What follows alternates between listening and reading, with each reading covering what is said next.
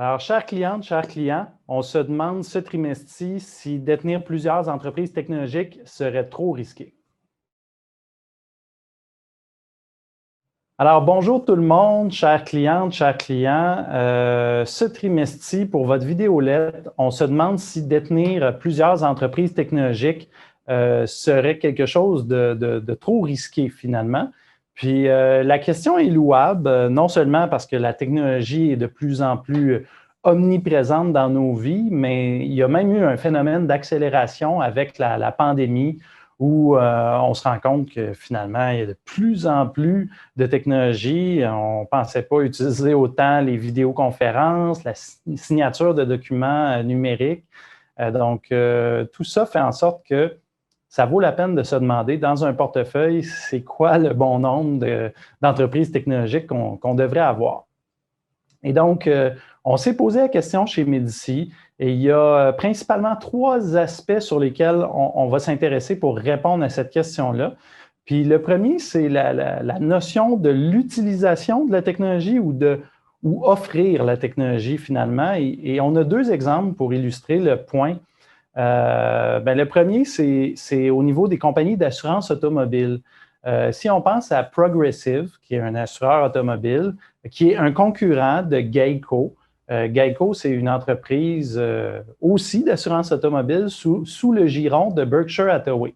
Donc, Warren Buffett, le PDG, a mentionné cette année, lors d'une assemblée annuelle, que Geico avait pris du recul, avait pris du retard par rapport à Progressive, parce que Progressive, ils ont bien utilisé les télématiques pour réussir justement à gagner une longueur d'avance. Donc, les télématiques, c'est quoi? C'est la capacité de l'entreprise à mesurer vos habitudes de conduite grâce à la technologie.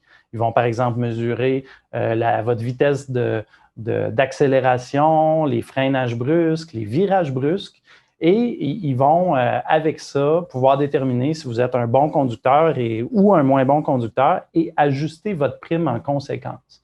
Donc, voilà une entreprise qui, grâce à son utilisation de la technologie, elle a réussi à se forger une longueur d'avance sur sa concurrence. À prime abord, on ne dirait pas que c'est une entreprise technologique, mais pourtant, c'est la technologie qui l'a fait gagner présentement.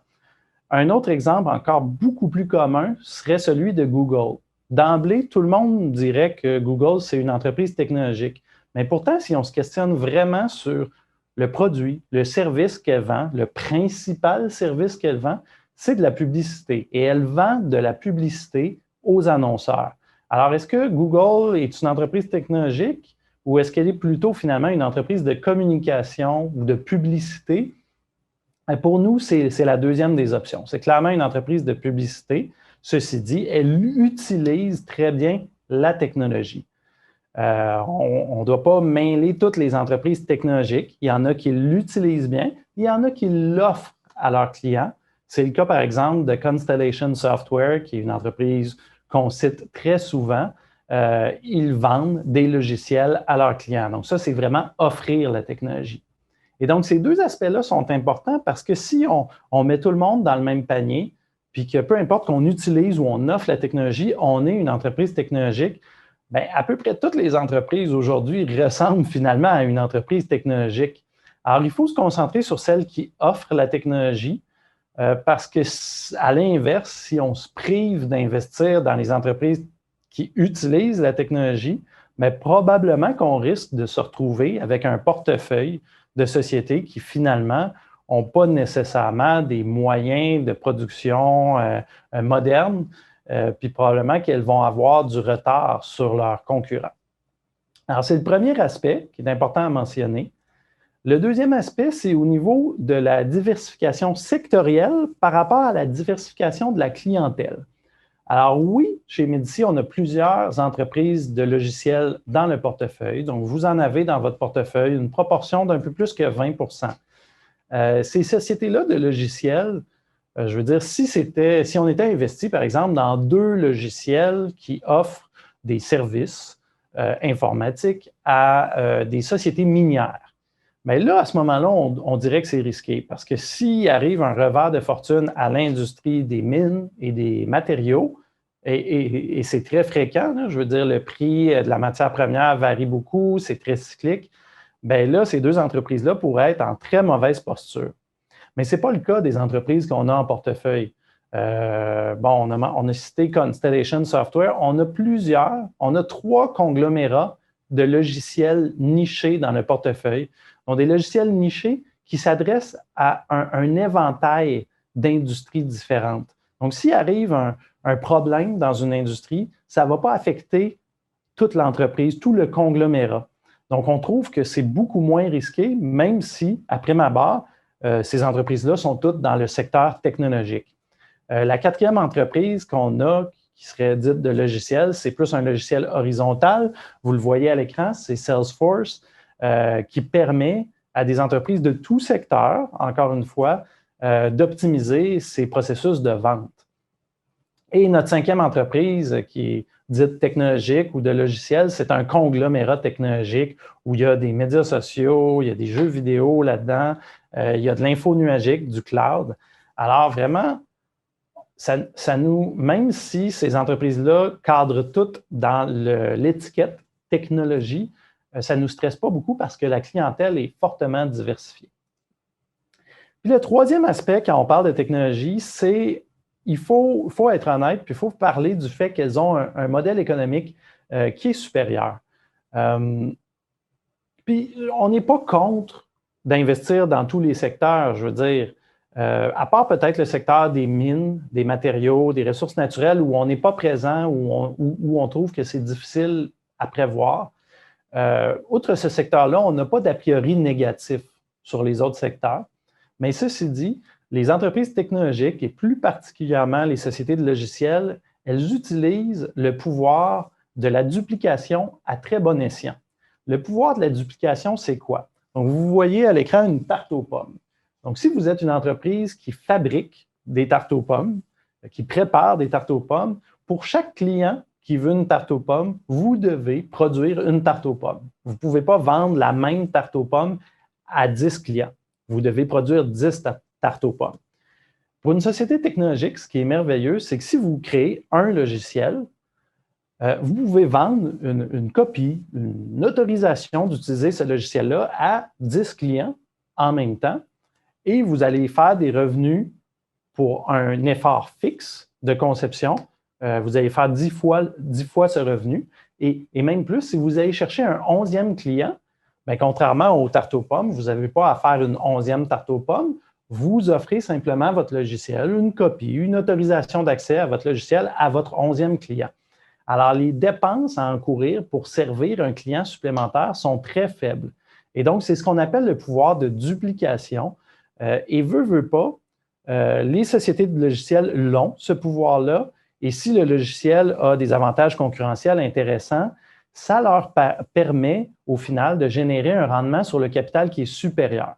Donc, vous le savez, notre stratégie, le rendement sur le capital est vraiment un facteur très important dans la décision d'investir ou non. Alors, il y a un autre sujet qu'on voulait aborder ce trimestre-ci dans la lettre, puis quelques personnes nous ont posé la question par rapport au mois de mai, où les rendements finalement, ont été plus faibles que les marchés et le portefeuille a baissé durant le mois de mai. Bon, il faut dire d'emblée, ça va arriver. Ça arrive très souvent que le portefeuille connaît des baisses ou des hausses, surperforme ou sous-performe par rapport au marché.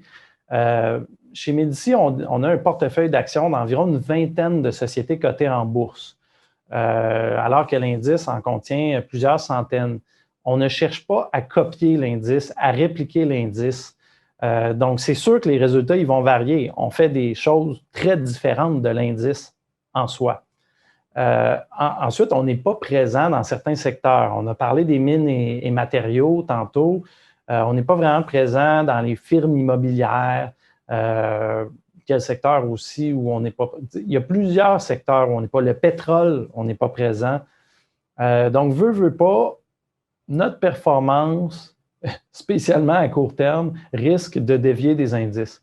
Puis, on a fait un petit test pour voir les 5 dernières années, donc les 5 ans et demi, puis 12% du temps, le portefeuille, pour un mois donné, baisse de plus que 3 et 27 du temps, le portefeuille monte de plus que 3 Mais durant les 5 dernières années, le rendement annuel composé après frais pour un portefeuille 100 en actions chez Médicis a été de 14,3 Alors, ce sont des rendements pour lesquels on est très satisfait. Ce sont de bons rendements.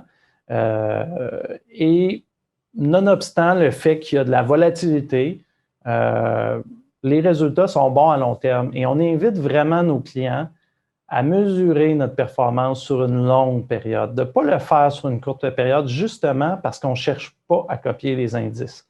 Alors, les variations vont arriver, la surperformance ou la sous-performance, ça va arriver pour un mois donné, mais si on regarde sur plusieurs années, ben, c'est là qu'on peut voir la réelle valeur ajoutée. Puis, n'oubliez pas qu'on passe beaucoup de temps, non pas à regarder les fluctuations à court terme, c'est très imprévisible, mais on passe beaucoup de temps à trouver des sociétés qui ont une bonne performance économique, qui ont des avantages concurrentiels durables. Il faut en avoir, mais il faut qu'ils soient durables aussi, qui sont bien gouvernés et qu'on peut acheter à prix raisonnable. Donc, c'est ça notre stratégie.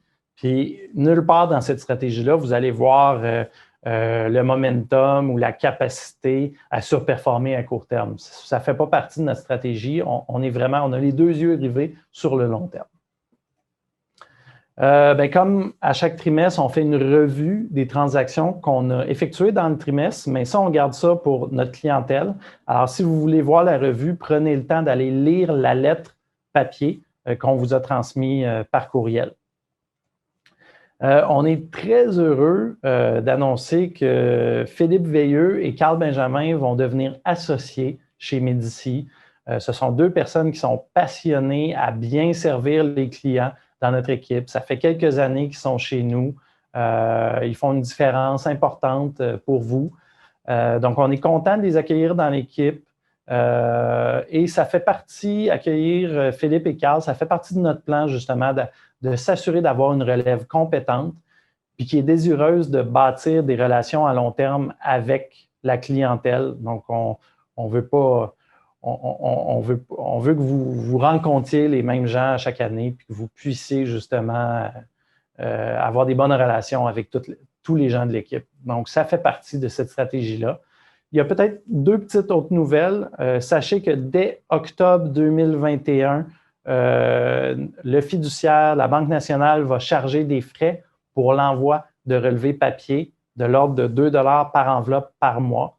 Si vous voulez éviter ces frais, il faut demander l'envoi de relevés électroniques et non papier. Et comment vous pouvez le faire? Vous allez voir dans la lettre, il y a une annexe détaillée à cet effet-là.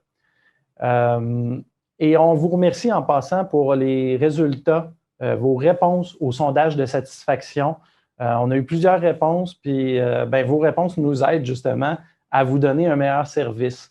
Donc, vous avez été nombreux à y participer. On vous remercie et on va vous revenir là-dessus parce qu'on sait très bien que quand on répond à un sondage, c'est le fun d'avoir une rétroaction, de savoir qu'est-ce qu'on va changer par rapport à ça. Alors, au nom de toute l'équipe, merci beaucoup pour votre confiance et on se dit au revoir et à dans 3 mois pour la prochaine vidéolette. Merci.